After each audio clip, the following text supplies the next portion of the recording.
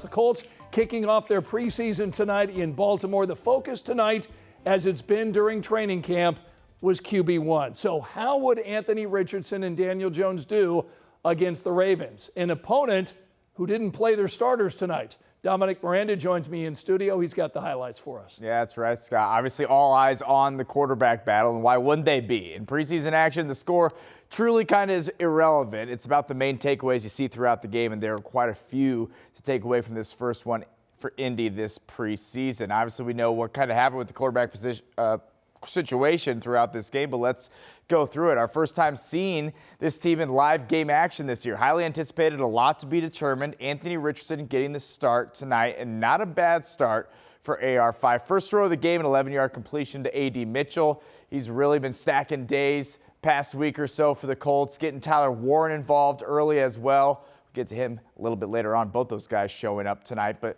those will be the only two completions of Anthony Richardson's evening, as you will very well know by now. Almost exactly halfway through the first quarter, during the second possession for the Colts, Richardson gets absolutely crushed. Never saw David Ojabo coming. AR immediately going to the sidelines. Trainers taking a look at his right hand, his throwing hand. His pinky did not look the way I'd personally want it to look, if you're catching my drift here. At the half, Shane Steichen saying on the broadcast, AR's pinky was dislocated and it was popped back in. He doesn't know the extent of the injury or how long he may miss at this point in time. So obviously not what you want to see for Anthony Richardson, who's battled many injuries throughout his young career and only got to throw it 3 times tonight. He was supposed to play a quarter and a half. So Daniel Jones checks in relief, and certainly he had some moments overall, nothing groundbreaking. He did have a nice few downfield throws, a deep throw to Tyler Warren, following up a deep throw to A.D. Mitchell. He ended the first half of action 10 of 21 throwing the football, 144 yards. That's under 50%, not exactly what you want to see. Riley Leonard took it the rest of the way for the Colts in the second half. All right, A.D. Mitchell, 2 catches, 37 yards. Tyler Warren, the rookie, 3 catches, 40 yards tonight. Both those guys really bright spots in this game. We love to see that. At the end of it all, the Ravens beat the Colts tonight, 24-16, your final out east. Overall impressions from this game, all right, Scott? Special teams outside Spencer Schrader, the kicker, not great. He was 3 for 4 field goals in this game. Felt like the Colts were dominated in the trenches, offensively and defensively. Feels like the Ravens kind of had their pick of the litter there, running the football, and not great for the Colts defensively as well. But QBs weren't great by any stretch. I thought Daniel Jones had some good downfield throws, like I said, and obviously Anthony Richardson leaves the game hurt. So not what you want to see first preseason game, the first half in particular, when your starters are out there. It's less than desirable for what you wanted to see, Scott, in this first action of the preseason. So toward the end of the game, we see Anthony Richardson on the sideline gripping a football with his throwing hand. Do you have any idea at this point how serious this dislocated pinky is? I would say a dislocation is better than it being broken. Yeah. Right? We just heard from Anthony Richardson after the game on the podium there saying he wanted to actually come back in the game.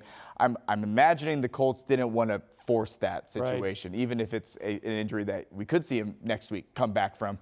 Better to be safe than sorry. He still played half a quarter what Daniel Jones was slated to play tonight, so maybe they can flip-flop again in that second preseason game against the Green Bay Packers. But all reports indicating he wanted to come back in the game, which tells me maybe not as serious, which is a good sign.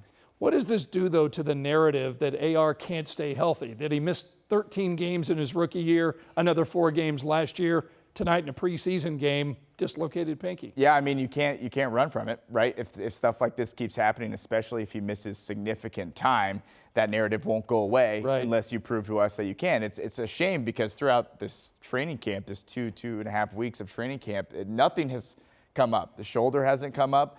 He's stacked days. He's looked better and better, and I really would have been interested to see what he could have done through a quarter and a half of football tonight. But hopefully this isn't serious. Only time will tell, but it certainly doesn't help that narrative. Yeah. It does help that he wanted to come back in the game. Of course, he could just be saying that, but it doesn't help unless you don't get hurt, right? You got to be out there. Best ability is availability. Next week, Green Bay here. That's right. And the season kicks off a month from today. That is right. So a week from today, joint practice with the Green Bay Packers. Right. Week from Saturday, that second preseason game, and you got to hope this isn't significant because if he misses time, how can you accurately, see where he's at or kind of judge where he's at as a quarterback. And then it's like, is this Daniel Jones' job to lose? And I don't think we want to be there and write Anthony Richardson off just yet. So hopefully this isn't significant. We see him against the Packers this next week. All right, good insight and highlights tonight from Dominic Miranda.